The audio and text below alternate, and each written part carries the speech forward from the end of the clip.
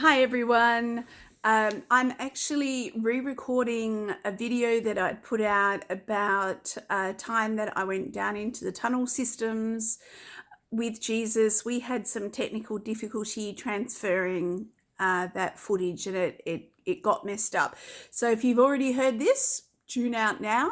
However, for all of the new members, buckle up. It's not a particularly pleasant or easy concept to wrap your head around. This was one of the very first videos that the Lord asked me to put out, and I really did struggle with doing that because it is just so out there. It could make a lot of people question your sanity when you start talking about this sort of thing. But here we go. I'm going to do it anyway. And just so you know, my face is very round. So no, I haven't shaved my hair. I've actually just got it up in a ponytail. So just in case you're curious, it's all still there. All right, so I'm going to get onto this, relaying this experience that happened. This was one of only a few times that I have traveled somewhere with the Lord. A handful of times. One time was into the future. This is not into the future. This was a right then experience. Jesus had come to get me in the middle of the night. It was probably about 2 a.m. And he said that he wanted to show me some stuff underground. And in an instant, and just so if you're curious, he's never once let me see his face. Not one time. He always has me to the side, so he's standing next to me, and he never lets me see his face. Not once have I been able to do that. So all I've ever had is the peripheral vision of him, like I can kind of see his person to the side, and of course he talks, but he talks clearly most of the time anyway. So just clear that up at the start. So he came and got me, grabbed me by the hand. Within a blink, we were underground in this tunnel system that was quite shocking to my understanding. The best way I can describe what I'm about to tell you is just like when you download files onto a computer, all that information gets downloaded, seemingly within seconds. It's a very fast transfer of information. That is what the Lord did with me on this particular night. So we landed in the tunnel system. Poof, I got the big download. My natural mind is still trying to catch up with all of this information. This was not a normal experience that I had down there. So all of a sudden, we are in this enormous tunnel that had just to give you an idea, it's not like mining. When you see mining underground and it's dark and it's danky and it's wet, and it was nothing like that. It was concrete, like a light grey concrete kind of colour, but it was beautiful work. I have an eye for architecture and design.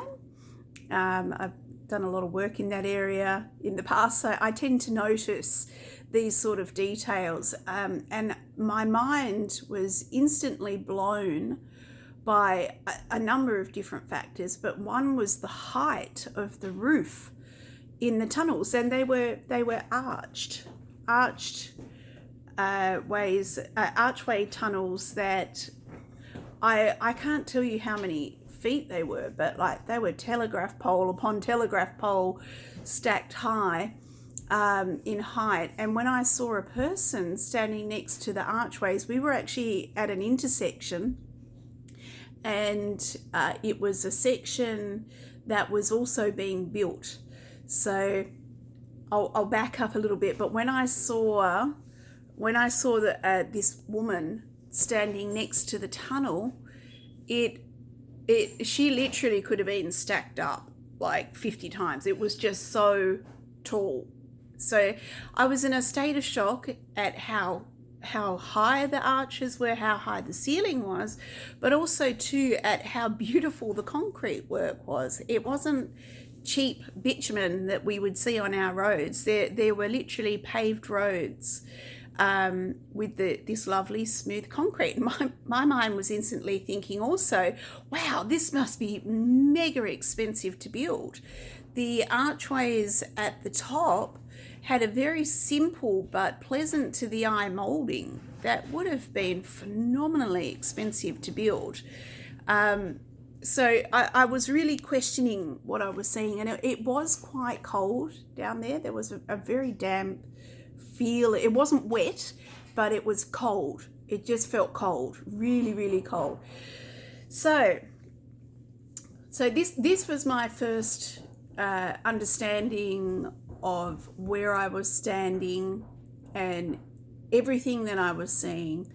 And the Lord said to me that this was an underground tunnel system that had been built by the New World Order. And this tunnel system connects every single country across the globe. It is an underground highway system. So, as you can imagine, I'm shocked. I'm really shocked. I'm shocked at the engineering involved. I'm shocked at the height of the roof. Perplexed. To give you an idea, you could run get a cruise liner on wheels and run that thing through there, no problem. It still would not touch the top of the roof. And the width of it was like a highway system. You could run, I don't know, 3-4 semi-trailers side by side going each direction and still have plenty of room. So it was a freeway system that was a long ways underground. I didn't know how far underground, but I knew it was underground. So the Lord took me forward. We started traveling a bit further. I could see people off in the distance, and we got closer, and my initial thought, being all new to this travel thing, as we're kind of levitating forward, my initial thought was, oh my gosh, we're getting closer to these people. Are they going to be able to see me? And I soon realized Jesus didn't address any of this thought. He was just like, you'll just work it out as we go. These people got closer, and a few people started walking past. They were actually Chinese, and they had no clue that we were there, like no understanding that the King of Kings and his daughter were underground in this tunnel system. So I was like, thank God we're not detectable. And that was the word. I was like, oh goodness, we're not detectable. They can't see us. Thank you, Jesus. And so we got closer to this group of people. There was only a handful at the time, and there was he looked Chinese. He had actually a shirt that wasn't all too different to this color that I'm wearing right now. It was a shirt. It was a jacket, with a shirt underneath, but it had like a woolen kind of texture to it, very formal looking. I'm guessing Chinese. He was not a very nice individual. He wasn't torturing the people or whipping them or anything like that. But this handful of people that were there, that were doing the work, were getting the directions from him, and he was like, you do this, you do this. He was very commandeering and had no conscience whatsoever about their welfare or how they were. There was no humanity in him towards them. So he's directing them around, and while I'm watching and absorbing this situation, Jesus said to me that there had been an agreement that has been made amongst the nations about this tunnel system, which is actually their highway system that they use to transport everything illegal under the sun that you can imagine, from children to people that had basically been captured into slave labor, to drugs, you name it. Like anything that they did not want the general public to see went through these tunnels. And, I'm sure there was a whole lot more, but he didn't go into that. But he said all of the nations of the earth, pretty much all of the cabal, because there's good leadership, there's bad leadership, just to make that clear. So they actually operate together simultaneously. It's the wheat and the tares concept. So the tares, the bad people, the cabal, the illuminati, the deep state, just to give them a few more names, they had actually made this arrangement. They had all agreed that a certain amount of money would be put into these projects to keep furthering their underground tunnels, to maintain them. And part of the agreements were that they would provide a certain amount of manpower per nation. And I didn't get to see, to hear too much detail about every country and how that looked. But he said specifically that China, that they had been falsely accusing and arresting their own citizens, taking them to jail, and then saying that those citizens, the detainees in the jail, telling their families that they had unexpectedly died, which wasn't true. What they'd actually done is they had taken them to work in forced labor underground in these tunnels. So I'm a very empathic person. So I was very, very somber hearing this information. And then the Lord let me kind of focus in. He highlighted a woman that was in the group. And, this is not a racist thing to say, and I won't be politically correct, but Asian people can be very difficult to tell their age. I'm not sure how old she was, but she was I don't know, like I'm guessing 35, 45, maybe even 50. I didn't see her too closely, but she is very petite, long hair, and as the Lord brought her into focus, I realized, and this may sound strange, but it's partly a gift of discernment. It's in the Bible, word of knowledge, instant download of information. But I realized that this woman was a Christian, and she was a beautiful, beautiful heart. Oh my gosh, a beautiful, beautiful woman. And my instant reaction was quite fearful, because I realized that my Christian sister had actually been detained against her will and was being forced to work in these tunnels. She was a prisoner, and like I said, it was instant information that was downloaded, and she'd been under there for years. And even now, just retelling this story, like it really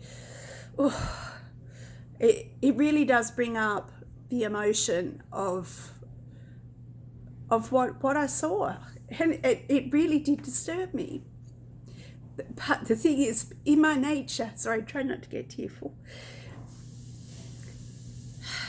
But in my nature, like my instant reaction was I grabbed hold of Jesus on the arm. I was like, Lord, she's trapped here. She can't go up to get fresh air. She hasn't seen the sun. She hasn't seen anything in years, and all the things that we take for granted.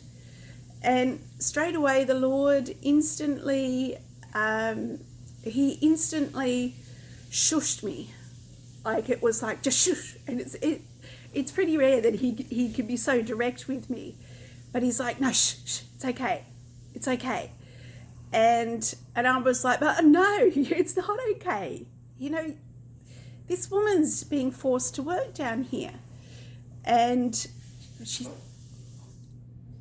she'd been separated from her family. They thought she was dead. You can't help but get disturbed by that. And straight away he said to me, he said, no, you don't understand. He said he said they have more joy down there in those tunnel systems than we have up the top, here on top of the earth. And he said the reason why they do is because they are privy to information that the rest of the world don't have. And the rest of the world don't understand how close he is to returning. So to them, it is a joy. He said that they are actually excited about what they see, and their lack of freedom to them is not a deprivation, because they know how close his return is. They know that the New World Order, they know stuff that you just can't even imagine, because they're building these things. And he said they are well taken care of. They are well taken care of by me. They are mentally and emotionally well. And it really struck me, because I was like, wow, Lord, how is it they can be in the worst of situations and yet they have the greatest freedom, they have the greatest joy? And it's because their heavenly daddy, Jesus, and the Holy Spirit is looking after them. So just to fast forward a little bit, there were, as I said, it was right at the intersection of the tunnel.